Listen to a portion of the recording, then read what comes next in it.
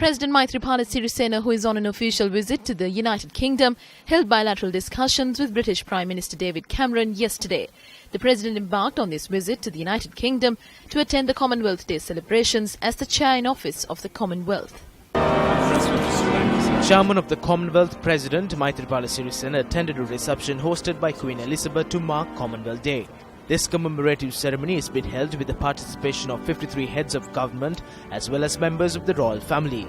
Commonwealth Day is celebrated on the second Monday in March every year in remembrance of the 5 million servicemen and women from across the Commonwealth who served in the British military during the First and Second World Wars.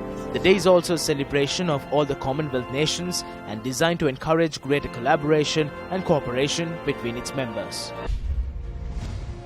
The Central Bank of Sri Lanka says they accepted bids for 51 billion rupees at the Treasury bond auction that was held yesterday.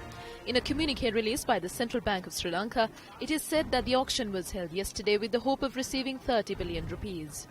The Central Bank of Sri Lanka says that the auction to issue Treasury bonds maturing in 7 years and 4 months, 10 years and 20 years was held today to procure 30 billion rupees.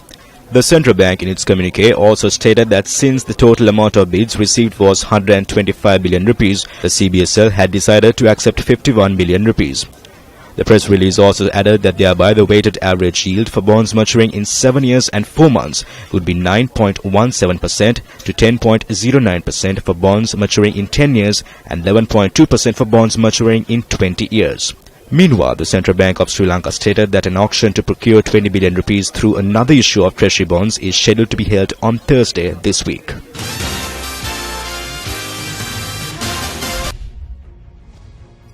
Eight out of 18 detainees held by the Terrorism Investigation Division or TID on charges of attempting and aiding the resurgence of LTTE have been released on bail.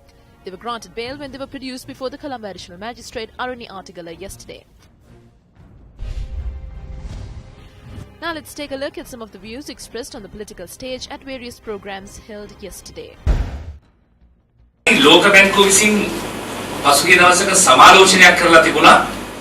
The World Bank had recently conducted a review of 430 road development projects in a number of countries, including Sri Lanka.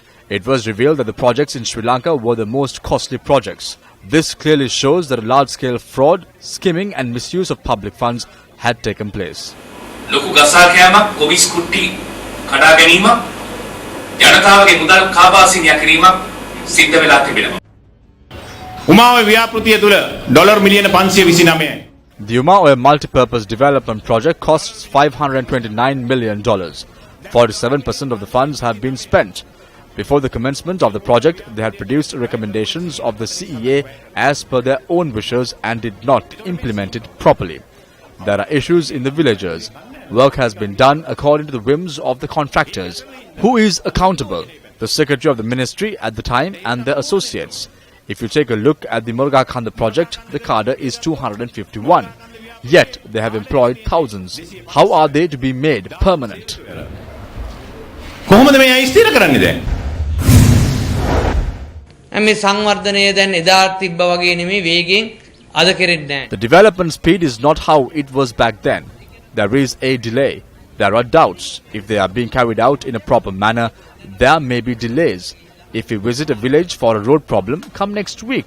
The road will be completed. If your associate can fill his pockets, the contract too would be expedited. It may take more time than back then. If the thievery stops, another 2 or 3 more roads can be constructed. වේලාවක් යන්න පුළුවන්. නමුත් ඒ හොරගම නතර වුණොතින් අර වගේ පාරවල් දෙක තුනක් තව හදන්න පුළුවන්. යම් අක්‍රමිකතා තිබුණත් අපි අපේ No matter what irregularities have taken place, justice will be served to the families of the war heroes. Consider the progress of this country. The country is moving in a different direction now. Let us all aspire to us, all our knowledge and intelligence to create a beautiful and fortunate country. මේට වඩා ලස්සන වාසනාවන්ත රටක් හදන්න අපි අද හිතට ගම්මු.